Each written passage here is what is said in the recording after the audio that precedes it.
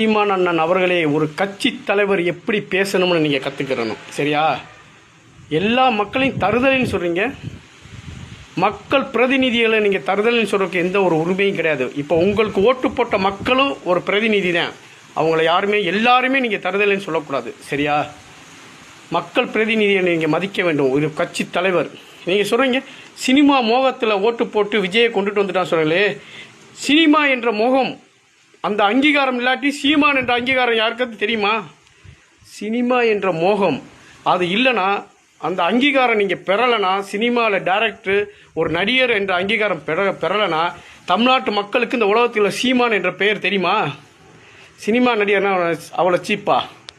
இதே நடிகர் எம்ஜிஆரையும் ஒரு சினிமா நடிகர் தான் மக்கள் கொண்டாந்தாங்க. இன்னைக்கு விஜயை கொண்டாந்துருக்காங்க. அதேமாதிரி உதயநிதியும் ஒரு சினிமா நடிகர் தான்.